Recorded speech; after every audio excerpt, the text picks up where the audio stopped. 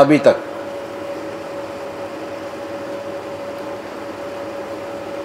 हमने साधना की पहली सीढ़ी पार की।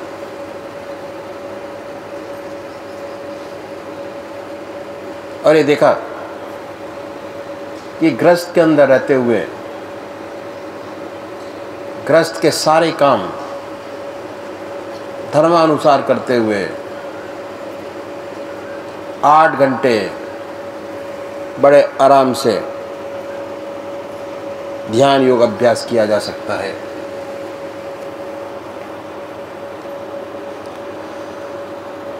साधना की पहली सीढ़ी में आधा घंटा सुबह पूजा का, आधा घंटा सायंकाल पूजा, आधा घंटा दोपहर भोजन, आधा घंटा रात्रि भोजन, 6 घंटे सोने। हर साधक, हर व्यक्ति कितना ही बिजी जीवन क्यों ना हो, ईश्वर में बना सकता है। 24 में से 8 घंटे आपने अपने बनाए। अब देखेंगे कि 8 के 16 घंटे कैसे बने। इसके लिए संतों ने बड़ी सुंदर नीति अपनाई और बताया कि 8 घंटे के अलावा यदि कोई समय आपके पास खाली है तो वह परमात्मा को दे दें। खाली नहीं है, कोई बात नहीं। इसका तरीका क्या बताया कि कैसे दे। आप अपनी आत्मा से पूछिए, आपकी आत्मा स्वयं निर्णय करेगी कि आपके पास समय खाली है कि नहीं। इस पर मैं अपने विचार आपके सामने रखूंगा। हम सुबह उठते हैं, शौच जाते हैं, मंजन कुल्ला करते हैं, ब्रश करते हैं, शेव करते हैं, स्नान करते हैं, ये सारा समय खाली है। कोई दफ्तर का काम नहीं करते, कोई व्यवसाय का काम नहीं करते। ये नित्य कर्म है, सभी को निभाना पड़ता है, सभी करते हैं। ये समय खाली है और बड़ी आसानी से ईश्वर को दे सकते हैं अगर कोशिश करें तो। मिसाल के तरीके से हम सब ब्रश करते हैं, क्या तरीका बताया कि परमात्मा से प्रार्थना कीजिए, हे प्रभु ये जो 20 मिनट ब्रश करने के हैं बेकार चले जाते हैं, इसका कोई लाभ इस्तेमाल नहीं। परमात्मा से प्रार्थना करें कि हे प्रभु ये जो काम करूँगा तेरी याद में करूँगा। ब्रश लीजिए, टूथपेस्ट परमात्मा की याद में लगाइए, ब्रश करना परमात्मा की याद में शुरू कीजिए। जो अच्छे साधक हैं, जिनके संस्कार बहुत ऊंचे हैं, उनसे तो बहुत आसानी से बन जाता है, दिक्कत नहीं आती। और जिनकी आहार विहार की शुद्धि हो जाती है, उन्हें स्वतः परमात्मा की याद बनी रहती है, उनसे आसानी से हो जाता है। अक्सर दिक्कत क्या आती है कि हमने शुरू किया परमात्मा की याद में काम करना, थोड़ी देर तो मन ईश्वर की याद में लगा रहता है, उसके बाद इधर उधर भाग जाता है। कहीं दफ्तर में चला गया, कहीं बाजार में चला गया, अपने केंद्र से मन हट जाता है। ध्यान हटा। इसका इलाज ये है कि मन से लड़ाई न लड़ें, यदि मन से लड़ाई लड़ेंगे तो कभी आपको कामयाबी हासिल नहीं होगी। मन को अपना मित्र बनाइए, और मन चला जाए दफ्तर है तो बड़े प्यार से समझाइए कि भाई 9 बजे से 4 बजे तक क्या करना है, दफ्तर का काम तो करना है। ये 10-15 मिनट का समय है, ईश्वर की याद में लगाएं। बड़े प्यार से मन को समझाइए, ईश्वर की याद में लगाइए। हो सकता है थोड़ी देर तक मन लगा रहे, फिर कहीं दूसरी जगह चला जाए, आपको पता भी ना चले। बहुत से समय हमको पता भी नहीं चलता कि मन हमारा कहाँ चला गया। फिर आत्मा कचोटती है, कहती है कि मन अपनी कीदी पर से हट गया। जब आत्मा ऐसा कहे, फिर प्यार से लाइए, अपने मन को ईश्वर की याद में लगाएं, बड़े प्यार से। अगर मन से झगड़ा करेंगे तो कभी कामयाब नहीं होंगे, कभी सफलता प्राप्त नहीं होगी। बार बार धीरे धीरे करने से होगा, अभ्यास करने से होगा। अभ्यास की एक बड़ी विशेषता है, अभ्यास से आदतें बनती हैं। अगर सुबह चाय पीने की आदत है तो फौरन याद आ जाएगा। यही सिगरेट पीने वालों का भी हाल है, बार बार पीते पीते चेन स्मोकर हो जाते हैं। एक बुझी की दूसरी लगाई, यदि पूछें कि इसका स्वाद क्या है तो कहेंगे स्वाद ना पूछें, ये तो कड़वा कड़वा धुआं है। पर आदत पड़ गई है, बड़ी मजबूरी है। ऐसे ही शराब पीने की आदत पड़ जाती है। पहले किसी इष्ट मित्र की पार्टी में 1 पैक पीते हैं, दूसरी पार्टी में दूसरा, तीसरी पार्टी खुद देते हैं, पीते और पिलाते हैं। धीरे धीरे प्रतिदिन पीते हैं, फिर बिना पिए नींद नहीं आती, सो नहीं सकते, आदत और बढ़ती है, जीवन के लाले पड़ जाते हैं, पर आदतवश छोड़ नहीं पाते। हालांकि इसका स्वाद कितना खराब है। तो एक काम को बार बार करने से आदत बन जाती है। अगर ऐसे ही अपने जीवन में अभ्यास से सुंदर सुंदर आदत बनाएं तो ऐसी सुंदर आदत हो जाएगी कि जैसे ही ब्रश आपके हाथ में होगा, ऑटोमेटिक परमात्मा की याद आएगी।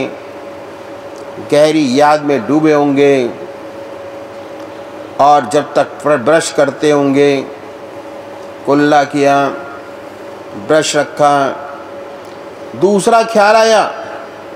इसलिए भगवान श्री कृष्ण ने अभ्यास पर बहुत भारी जोर दिया। अभ्यास से आदतें बनती हैं। जितनी हमारी आदत है अभ्यास से बनी, और फिर याद आती है ऑटोमेटिक बिना प्रयास के। दूसरा आइटम, हम लोग रोज़ शेव करते हैं। जैसे ही शीशा और हजामत का सामान सामने आए, आप ईश्वर की याद में डूब जाइए।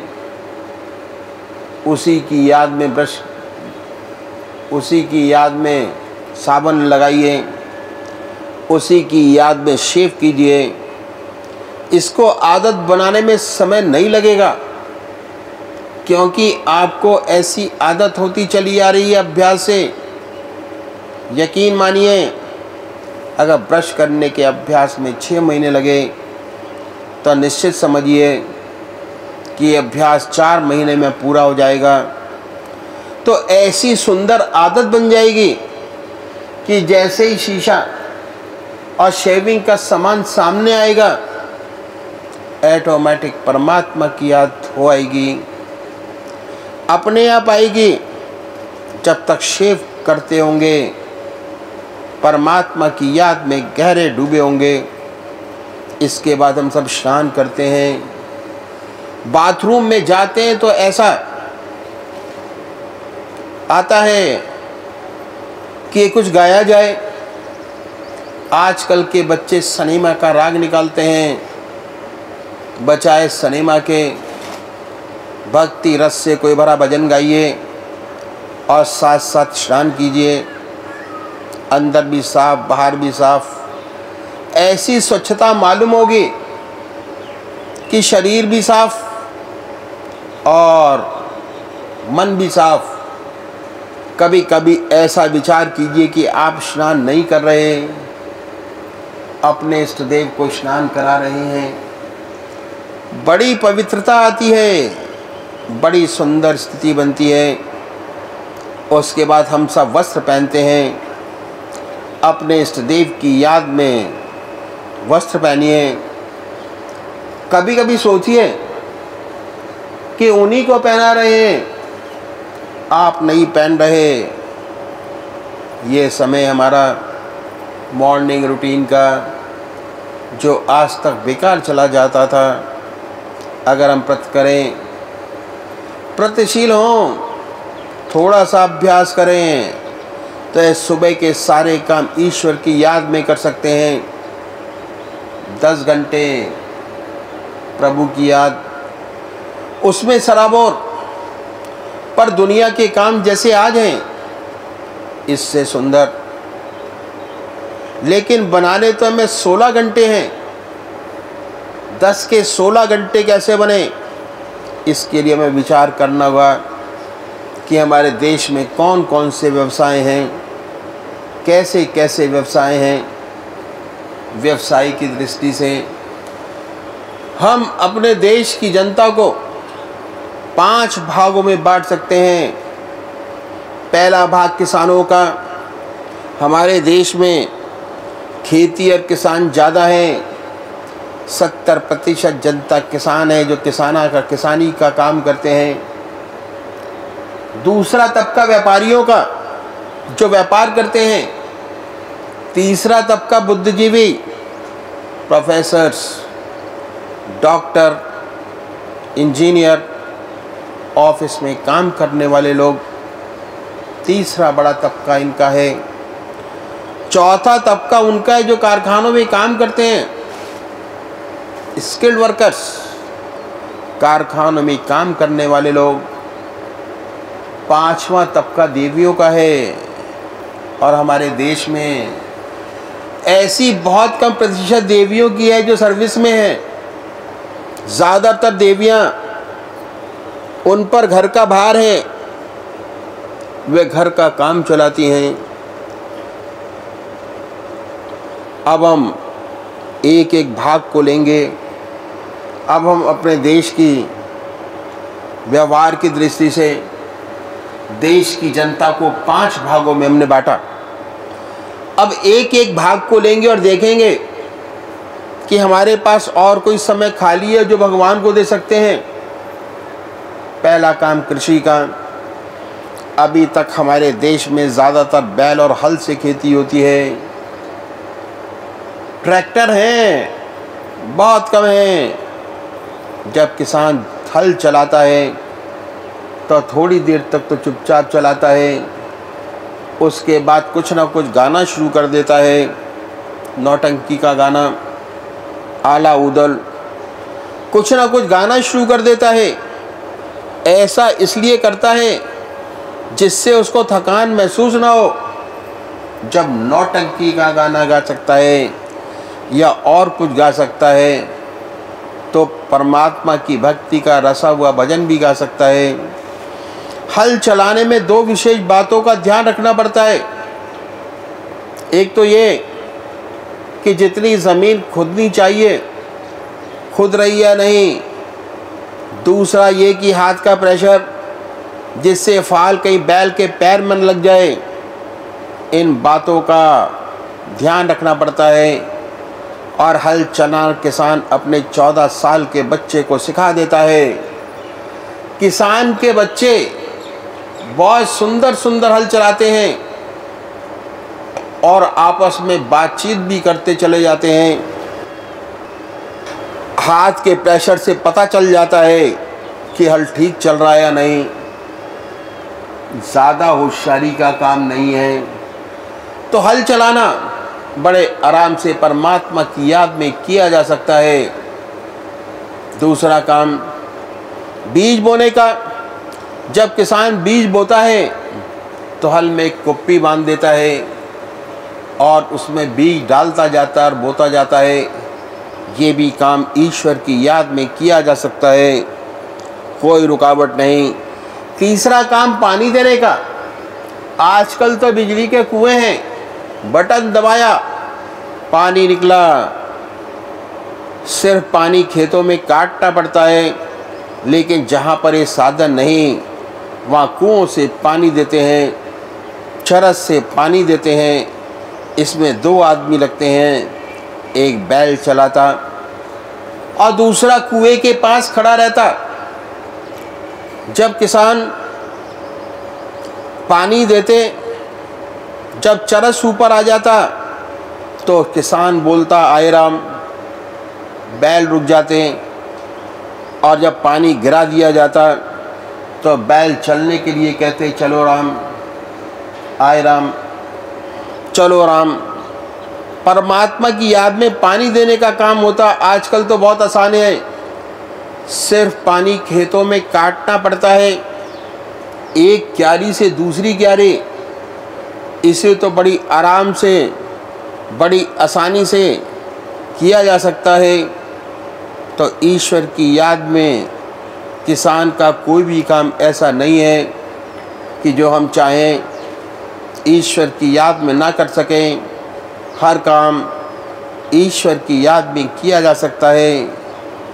सच तो यह है कि हमारा पुराना कल्चर यही था, हर काम ईश्वर की याद में किया जा सकता था, भगवान की याद में किया जाता था।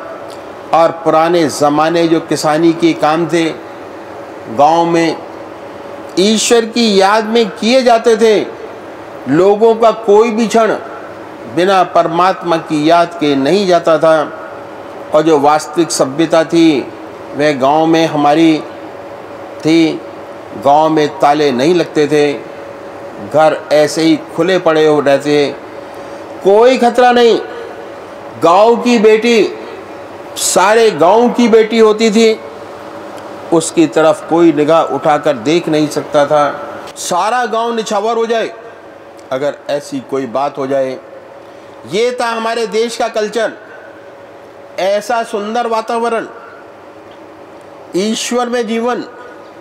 किसान की कमाई बड़ी मेहनत की कमाई है, बड़ी मेहनत से अन्न पैदा करता है। जितनी ज़रूरत है उतनी घर में रखता, बाकी शहरों में बेच देता, जिससे शहरी लोग अपना पेट भरते हैं। उसका काम बड़े परोपकार का है। अगर सारे किसान मिलकर एकता कर लें और अनाज शहरों में न भेजें तो बड़ी समस्या पैदा हो जाए।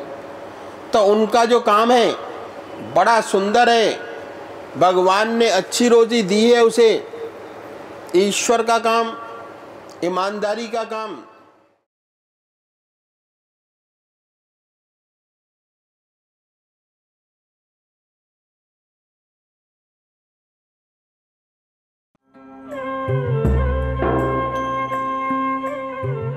ध्यान योग के कार्यक्रम आनंद योग से निशुल्क जुड़ने के लिए संपर्क करें 9810239677।